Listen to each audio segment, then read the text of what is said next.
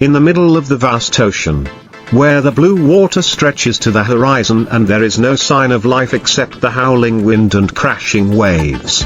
Indonesian fishermen embark on an adventurous journey, a journey to confront the most notorious predators of the sea, sharks. Without the need for large ships or modern equipment, the brave fishermen use only their calloused hands and long fishing lines to hunt hundreds of sharks each season.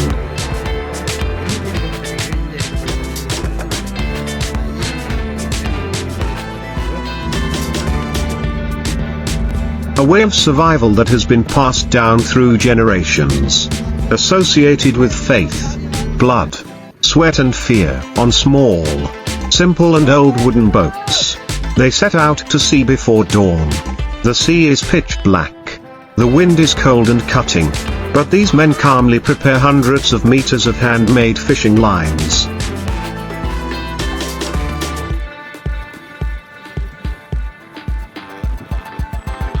Tie large, sharp hooks, and bait them with tuna heads. Bait fish or even marine animal organs to attract sharks. They did not use modern fishing rods, everything was done by hand. Only arm strength, delicate feeling and courage as weapons. The boat began to drift silently along the current where sharks often appear, deep waters near coral reefs.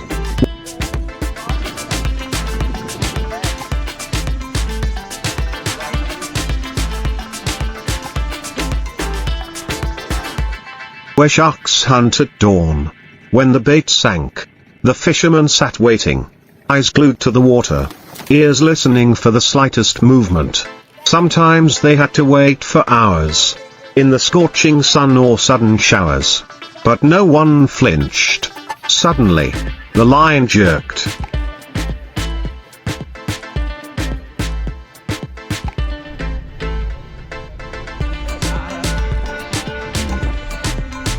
Then stretched as if to tear the hand from the body, the clearest sign that the monster had taken the bait. No one panicked. The man holding the line tightened his grip, keeping his balance on the swaying boat. The battle began. The shark dived deep, struggling violently. But the fisherman did not let go of the line. He strained, tightened the line around his wrist.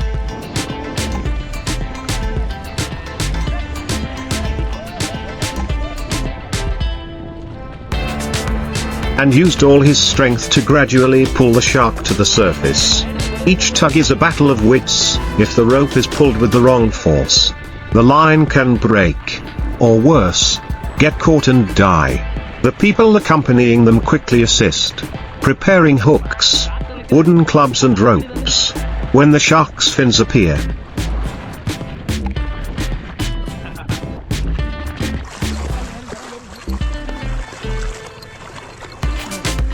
they act in unison, throwing the hook into the shark's mouth, poking its gills to weaken it, then jumping in to grab its body, tying it up and bringing it back to the boat. On a successful trip, they can catch more than 20 sharks, from hammerheads, blue sharks, to mako sharks. Some trips last for days. The fishermen eat and sleep on the boat.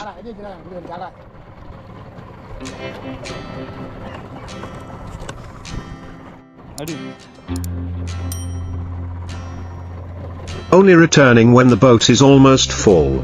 The sharks are slaughtered right at sea. Their fins, meat, liver removed, then salted, dried or frozen to be shipped back to the mainland for consumption. For them, each shark is a worthy reward for their efforts and courage. In coastal villages like Tanjung Luar, Labuhan Lombok or Maluku,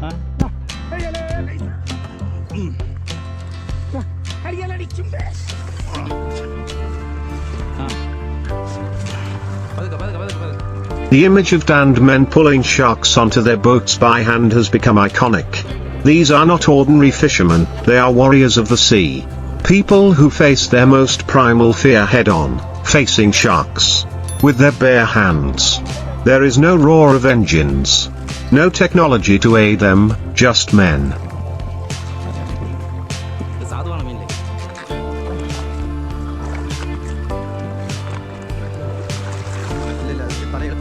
fishing lines and sheer courage. They do not hunt sharks for sport or fame. They do it for food. For their children at home who need money for school. Because the sea has fed them since their ancestors. Each pull of the line is a prayer. Each trip is a gamble between life and death. But that is exactly why the story of Indonesian fishermen, who catch hundreds of sharks with just their hands and fishing lines, has become one of the living legends of the ocean. On rough days,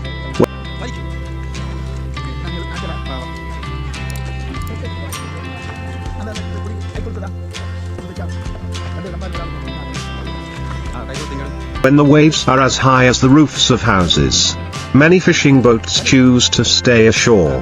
But not shark fishermen. They say, the big sharks only come out when the sea is angry.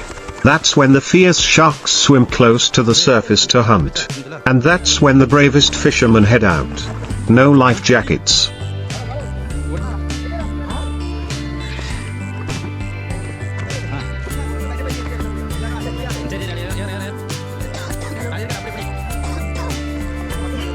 No satellites, just experience and intuition as their companions.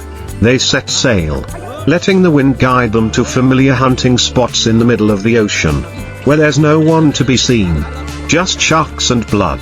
In fishing villages in Lombok or Flores, every time a boat docks with a load of sharks,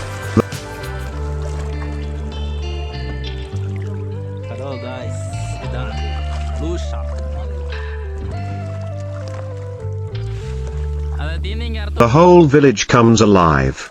Women and children rush out to help sort and dry the shark fins on bamboo racks, and cut the meat into pieces to salt. The strong fishy smell, the sound of chopping knives, and the sound of laughter blends together to create a vivid picture of the fishing village.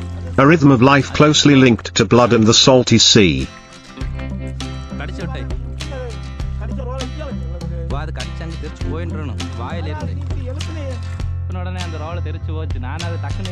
Sharks are not just a product, they are a source of life. Something that helps children have money to go to school. Helps families build stronger roofs after each stormy season. However, behind the achievements are sad stories that few people know. There was a father who did not return from a trip to sea.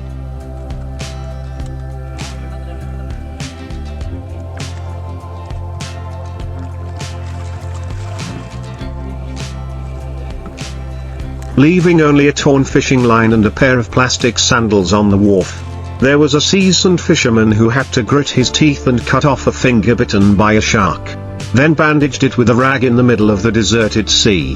The sea was fierce, and each trip to sea was a gamble. But no one would stop, because they believe it is destiny, a bond between them and the ocean from birth.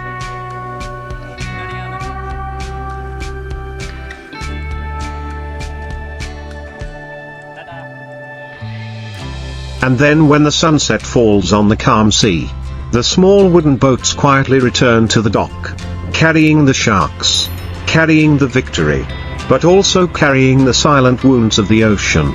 In the red afternoon light, the silhouettes of the fishermen are printed on the water like warriors returning from a fierce battle, tired, quiet, but full of pride. They do not need fame, nor the spotlight.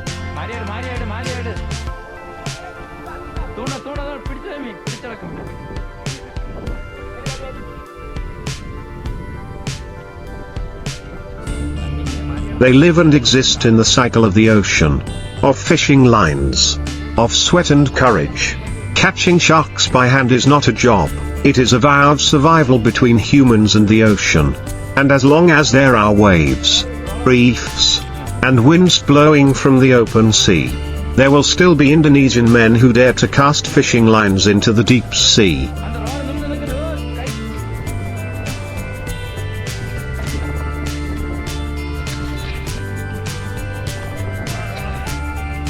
Dare to face sharks, and continue to write the legendary story between humans and the ocean. But their lives are not just about each pull of the rope or the moment of victory when they bring the shark aboard. Each trip lasts from a few days to a week, sometimes even dozens of days if the fleet is far out in the Indian Ocean. where large sharks often appear seasonally. On the small boats, the fishermen share cramped sleeping quarters.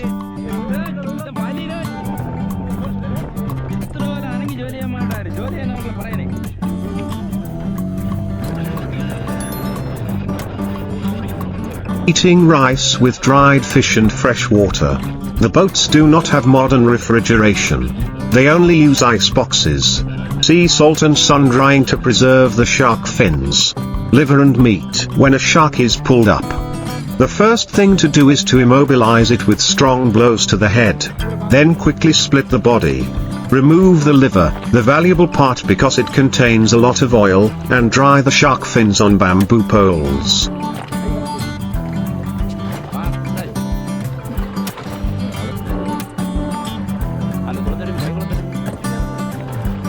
They work tirelessly in the hot sun, their hands and feet covered with fish blood, the fishy smell lingering so persistently that it cannot be washed off with sea water.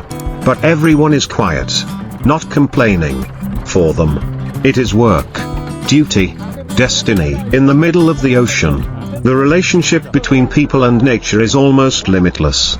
They understand where the wind comes from, know when the cold water will attract sharks, and predict the signs of an upcoming storm just by the color of the clouds on the horizon.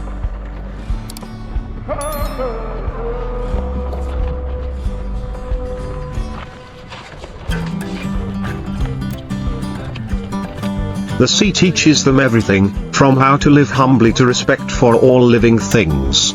Many times, after catching a pregnant shark, they chose to release it back into the sea in the hope of protecting the next generation.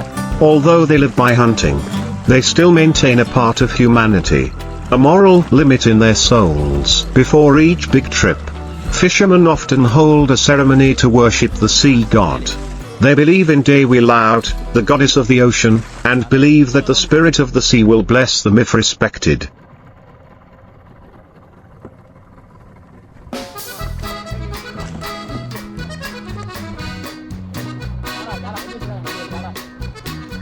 They burn incense, place offerings of betel, rice, wine and fish heads on a makeshift altar on the beach. In the murmur of prayer, each person in the group closed their eyes and bowed their heads, hoping for calm seas, many sharks, and a safe return. It was an indispensable part, a spiritual thread connecting small humans and the vast ocean. When night fell,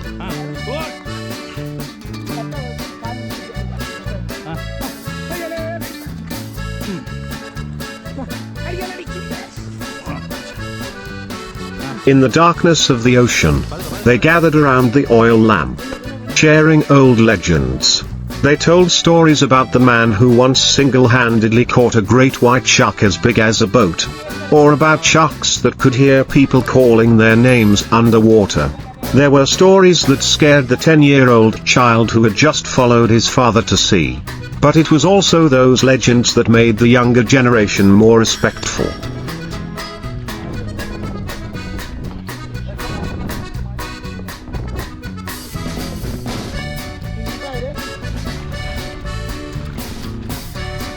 More eager to follow in their father's footsteps. However, the profession of hunting sharks by hand is facing an unprecedented challenge. Climate change is changing ocean currents, and familiar hunting grounds are gradually becoming deserted by sharks. Pressure from animal rights groups has also increased, calling for a ban on shark hunting to protect the critically endangered species.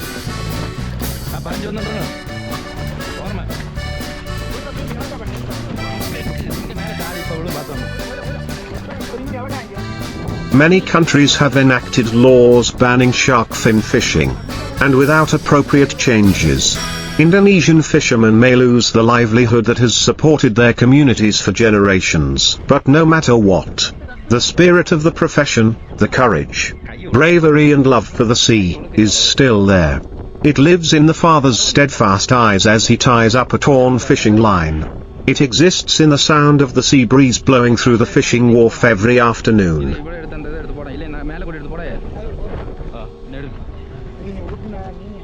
And it will live on if someone continues to tell the story of those who, with only their bare hands and fishing lines, caught hundreds of sharks in the middle of the ocean, as a testament to the will, courage and sacred relationship between humans and the vast ocean.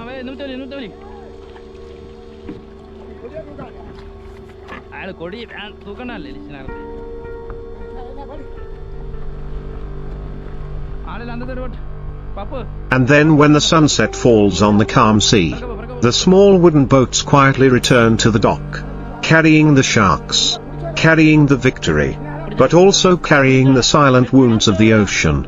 In the red afternoon light, the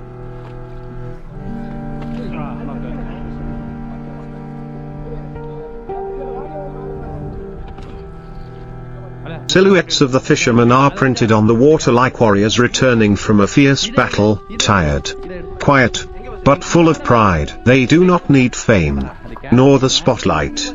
They live and exist in the cycle of the ocean, of fishing lines.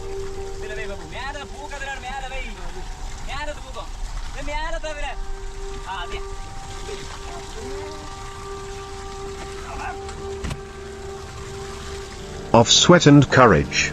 Catching sharks by hand is not a job, it is a vow of survival between humans and the ocean. And as long as there are waves, reefs, and winds blowing from the open sea,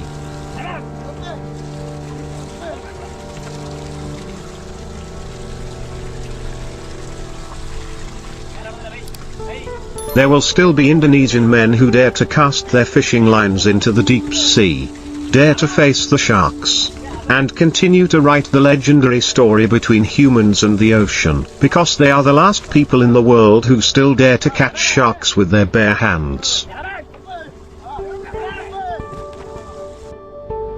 In the middle of the deep blue ocean where the waves never stop, Indonesian fishermen still make a living with a traditional fishing method, catching yellowfin tuna with their hands and lines. This is not just a job, but also a part of the soul of the coastal people, where skills, patience and courage are tested by each wave, on small wooden boats about 10 to 12 meters long.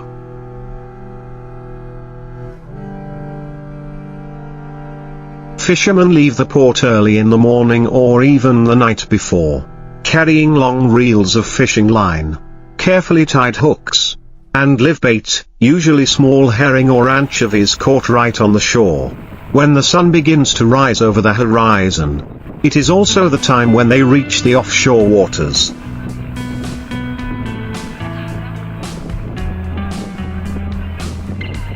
Where yellowfin tuna often gather according to the current and water temperature, without using modern fishing rods or supporting machines.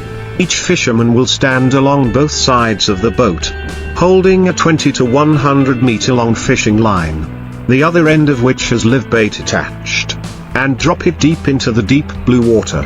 When they feel a slight signal from the end of the line, a small jerk,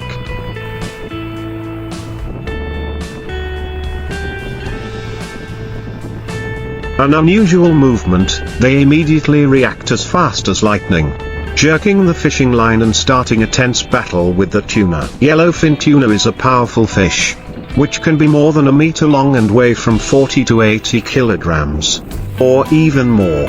When hooked, it will struggle violently, pulling the fishing line out of the fisherman's hand if it does not have enough strength. Fishermen have to wrap the line around their arms,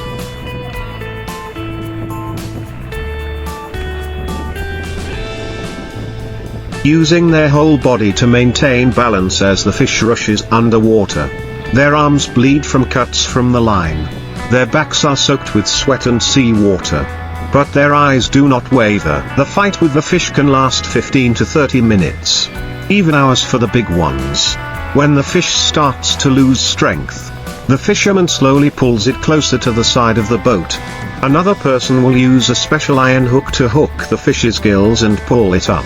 The whole boat cheers with joy when a yellowfin tuna weighing tens of kilograms is brought up on deck.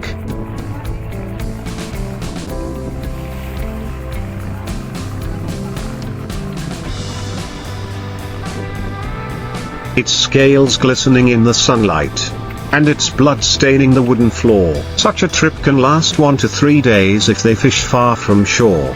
When it rains or the sea gets rough, the fishermen are forced to move quickly back to shore or find shelter from the wind.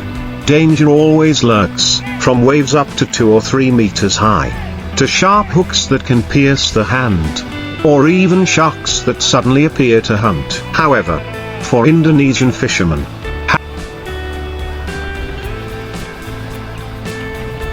hand fishing for tuna is not only a profession but also a source of pride.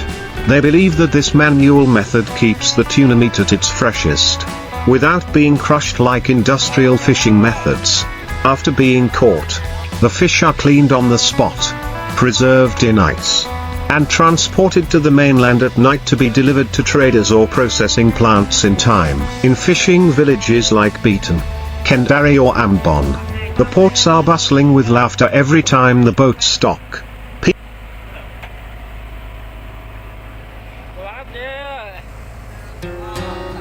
People gather to see the results after many days at sea. Some people sell the fish right at the port. Others choose to bring the fish home to freeze and wait for traders to buy.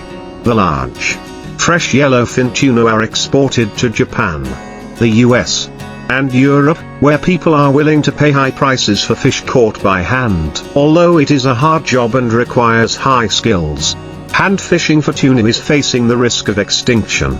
Many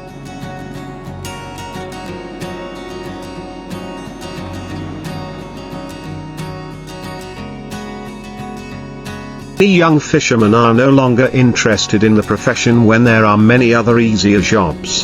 However, there are still strong men, middle-aged, even elderly, who still go to the boat every morning with the old fishing line, preserving the tradition left by their ancestors. Casting the fishing line is also an art. Each line can have 1 or more hooks depending on the technique of each region, but the fisherman must accurately feel the depth and tension of the line.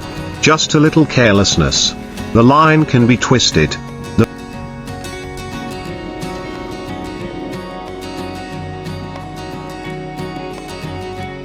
bait dropped, or worse, the fish swallows the hook and escapes, taking the whole length of line with it and losing a valuable opportunity. During the process of pulling the fish, they need to keep the rope from getting tangled or broken. This is extremely important. If the rope is cut in the middle, the fish can escape and drag many other hooks, endangering the whole boat.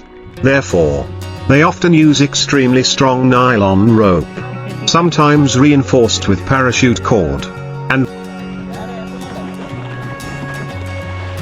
always prepare many spare coils. Once the fish is pulled onto the boat, the handling process is also very careful. The fish is stabbed to death immediately with a neat knife tip in the head so that it does not struggle and bruise the flesh. After that, they insert a plastic tube from the fish's mouth into the abdomen to drain the blood. Then quickly put the fish in a cooler. Some larger boats even have a compartment with circulating cold sea water to keep the fish fresh until they reach shore. Each day, a boat can catch from 10 to 30 yellowfin tuna if they are lucky.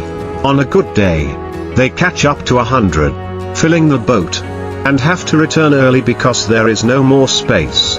But there are also trips that end in empty hands, with big waves, no fish, or bait that is eaten without catching anything.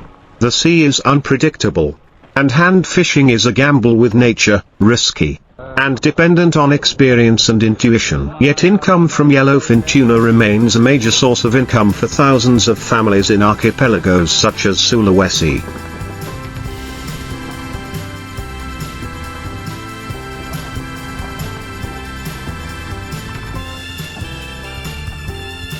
Maluku, and Timor. A high-quality, hand-caught tuna can fetch hundreds of dollars when exported to the Japanese market for sashimi.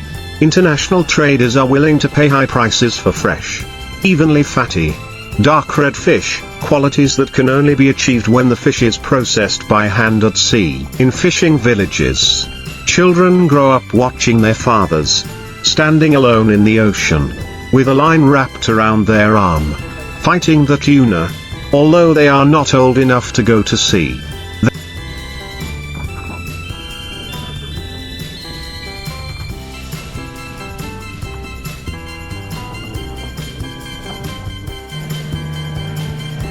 They are familiar with the smell of fish, the sound of waves crashing against the boat, and mysterious stories about giant fish that sink the boat. The love of the ocean and the respect for tuna, a fast and strong fish, have been ingrained in the blood of many generations. Fishing for yellowfin tuna by hand is not only a traditional profession, but also an art and a humane survival skill in the face of vast nature. Despite the development of technology and the proliferation of industrial ships in the ocean, bare-handed fishermen still steadfastly cling to the sea, preserving a humane, unique, and admirable fishing method. They are silent warriors of the ocean, living on sweat, experience,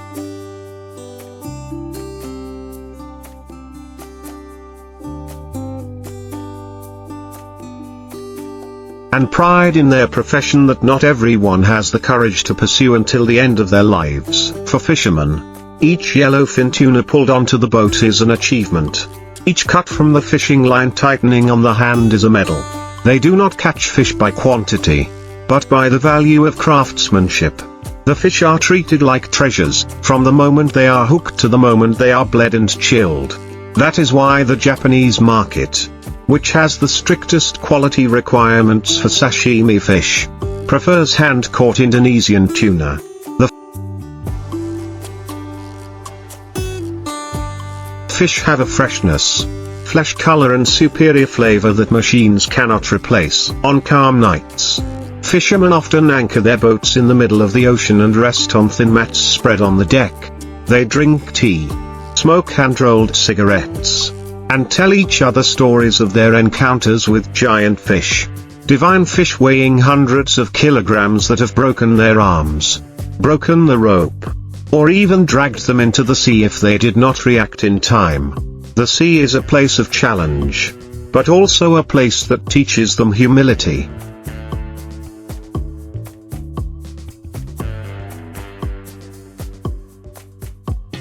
Perseverance and gratitude. Many times, they encounter sharks, swordfish or even whales while drifting in the open sea. For them, sharks are the biggest danger when hauling tuna onto the boat. If they are not careful, the fish will be bitten off by a shark and its value will be severely reduced. Therefore, when they detect a shark following them, fishermen often have to speed up and haul the fish up quickly to avoid wasting effort. They also often carry lucky items such as amulets hung on the side of the boat.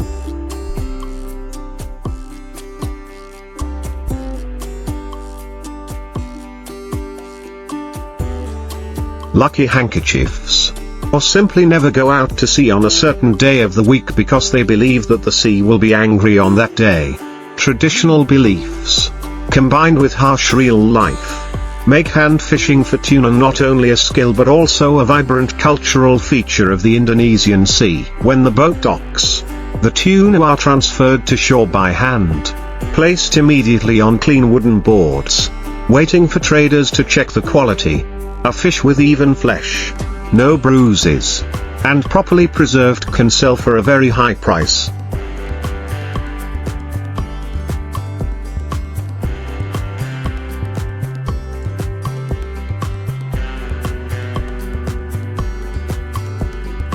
Many are then filleted, cleaned right at the dock, then packed in ice and transported by refrigerated truck to the export factory. Sometimes, just a few hours after leaving the sea, the fish meat is already in frozen warehouses in Tokyo or Osaka. It can be said that, despite living in the age of technology, the profession of hand fishing for yellowfin tuna in Indonesia still exists as a part of the soul of the fishing community. It is not noisy, not modern, but full of sweat, experience and perseverance. It is proof that in the world of machines, there